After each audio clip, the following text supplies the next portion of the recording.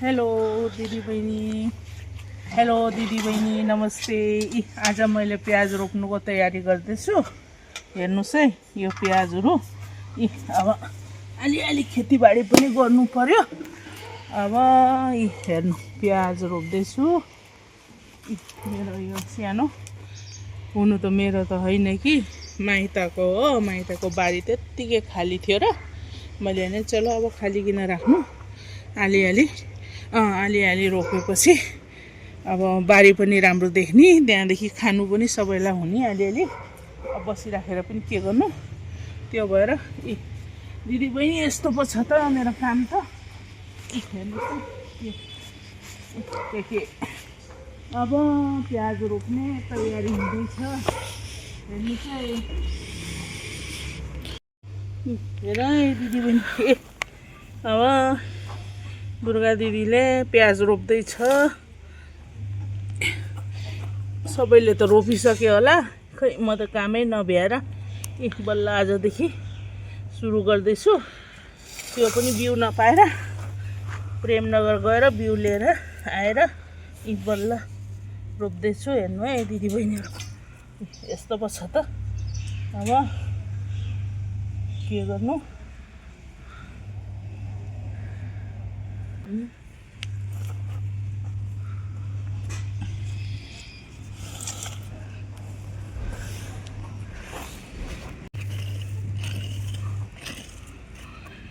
हेर्नु है यसरी रोप्नु पर्ने रहेछ। के गर्नु, जान्छु कि जान्दिनँ। हेर्नु है,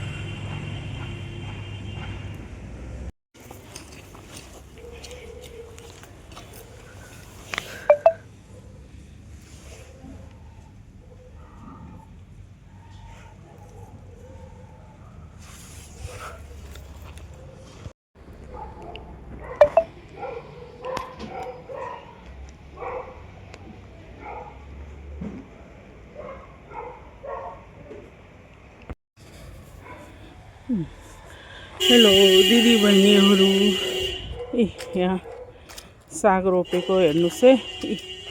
सागहरू यत्रो यत्रो भएको छ, हेर्नुहोस्। साग रोपेको छु यहाँ, खोर्सानी अलिअलि।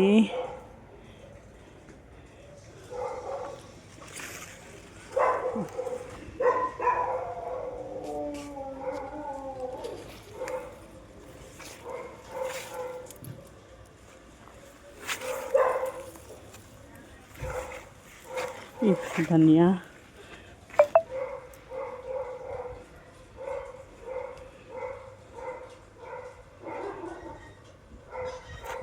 हेर्नुहोस् है, धनिया हुँदैछ। यो हो लसुनहरू रोपेको छु यहाँ अलिकति। हेर्नुहोस्, यो लसुन हो।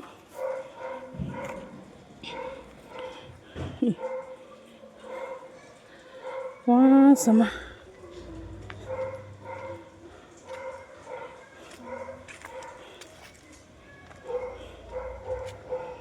आज चाहिँ नि म खेतमा प्याज रोप्नु आएको थिएँ हो। यो मेरो खेत त होइन, माइतको हो। यतिकै थियो, बाँझो परिरहेको थियो। त्यहाँदेखि एक दिनभरि बसेर के गर्नु, रोपौँ अलिअलि। रोपे पो यसो ताजा खानु पाउँछ होइन, टाइम पास पनि हुने। त्यहाँदेखि हेर्नुहोस् है, सागहरू अस्ति यसो छरिदिएको थियो कि सागहरू, राईको सर्सोको सागहरू। यो बिचबिचमा ऊ पनि हो, आलुहरू भएको छ यो बिचबिचमा। यत्रो हुँदैछ, बल्ल आलु ढिलो भयो के हो रोप्नु पनि। लसुन 3-4 क्यारीमा लसुन रोपेको छु। हेर्नुहोस् है, मेरो दिनचर्या यही हो। हेर्नुहोस् ए कोही जग्गा यत्रो ठुलो भएको छ हो, कोही जग्गा सानै छ।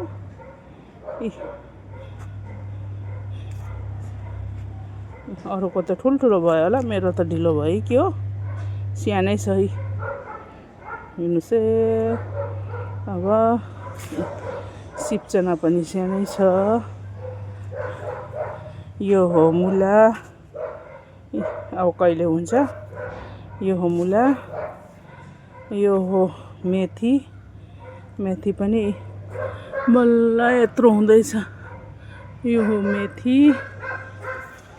अच्छा पालक, यो पालक चाहिँ कहिले हुन्छ थाहा छैन। बल्ल 2 पात हुँदैछ। हेर्नुहोस् है, यस्तै छ है दिदी बहिनी। आज दुर्गा दिदी प्याज रोप्नु आएको हो खेतमा। आली अब यस्तै छ। हेर्नुहोस् है, के गर्नु, गाउँठाउँ घर हो, गाउँघरको घर हो, यस्तै हो। काम नगरे पनि नहुने, आली गर्नै पर्यो।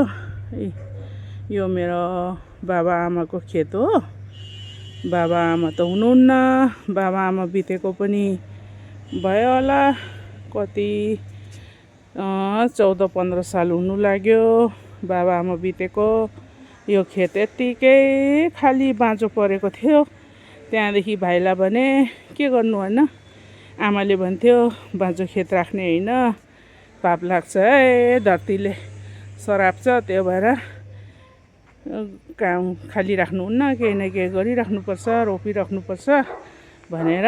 मैले नि भाइ तिमीहरूले त गर्दैन के रे, के गर्छ, त्यत्तिकै बाँझो छ, आली रोपेर खाउँ है दुईजनाले। भनेको त हुन्छ दिदी, के गर्ने, मैले सक्दैन, म त अब ड्युटी गर्दै ठिकै हुन्छ रोप्नु भनेर। फेरि यो माइता घर हो मेरो, फेरि अब बसिराख्दा रोपेको। हेर्नु, दुर्गा दिदीको त थुप्रै काम पो छ त, एउटा पनि होइन।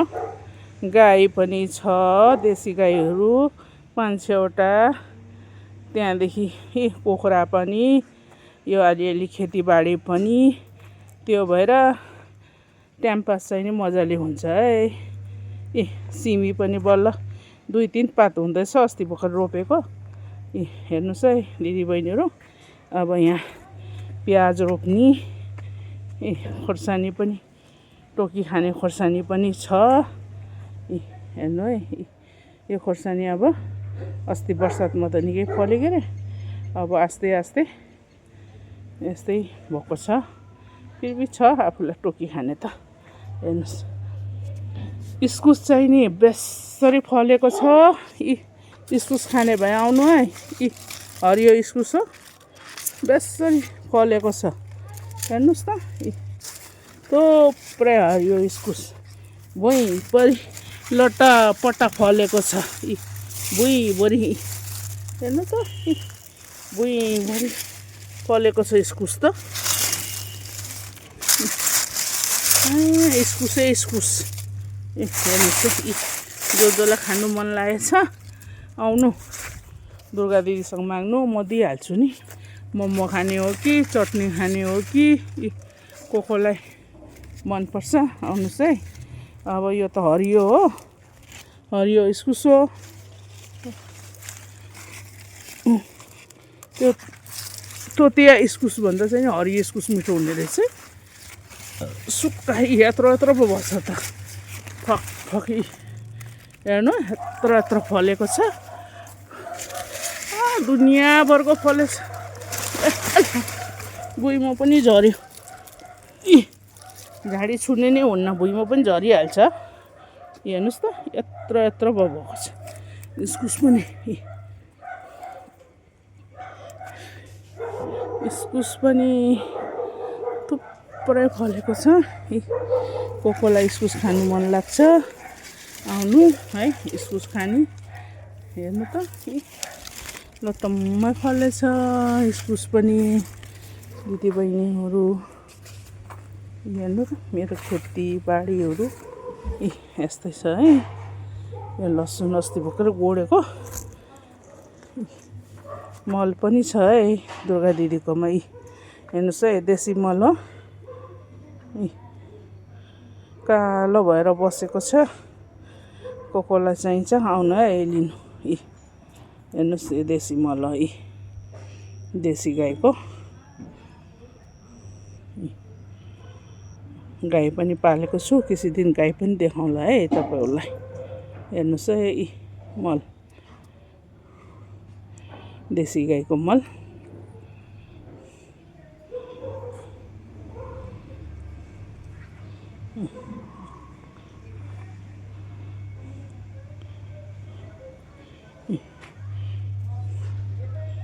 यस्तो पर्छ।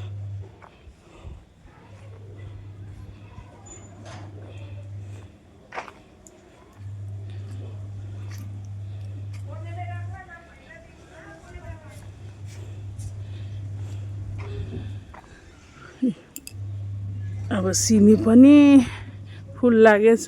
कहिले फल्ने हो। हिउँदो सिमी अलिकति त फलेको छ कि हेर्नुभयो। फुल चाहिँ नि बेसरी लागेछ है। कहिले फल्ने हो थाहा छैन। ढिलो हेर्नुहोस् है।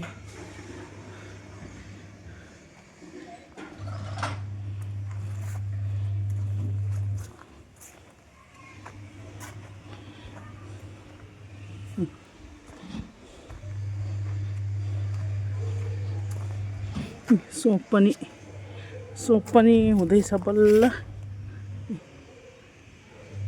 सोप चना हेर्नुहोस् है। चना खोर्सानी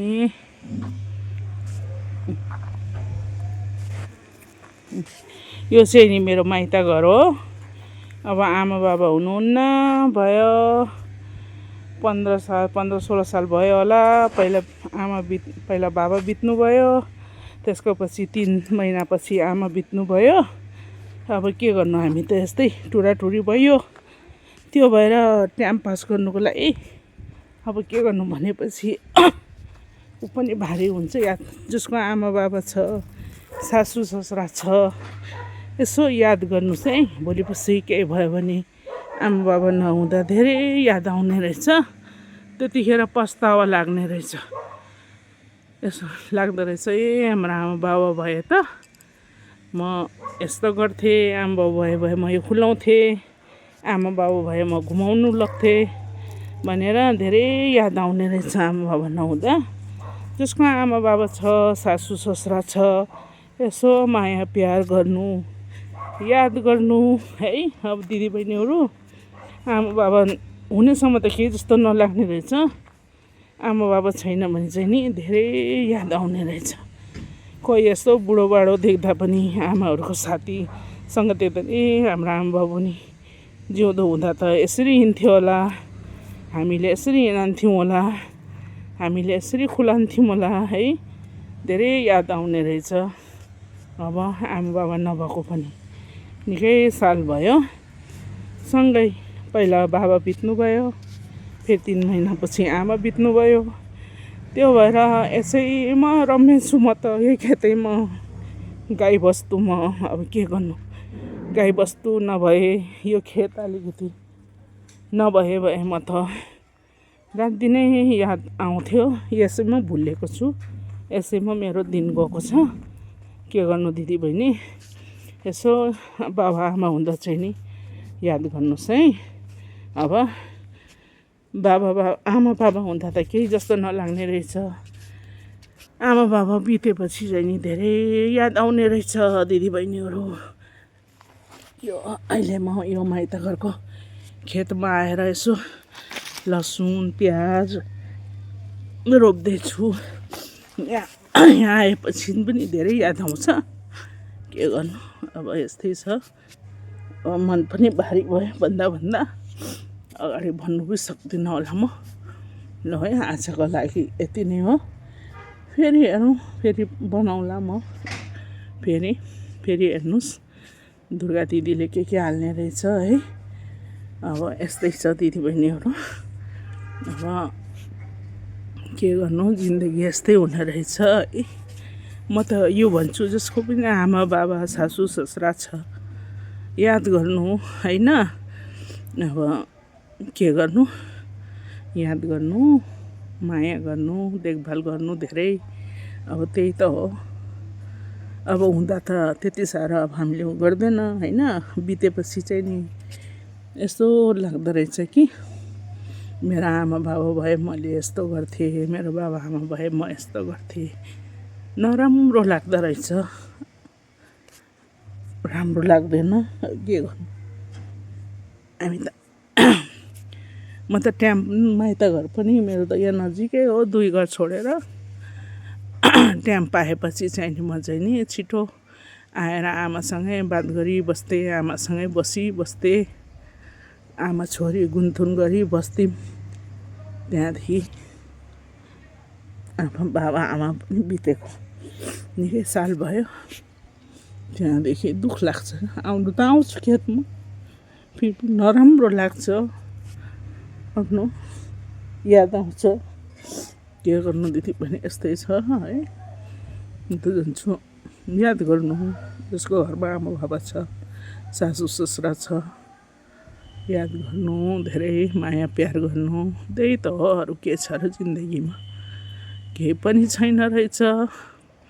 एउटा माया र प्रेमको सिवा त केही छैन रहेछ। ल दिदी बहिनी, ल फेरि भेटौँला ल है। अब अर्को ब्लगमा भेटौँ ल फेरि। ल बाई है।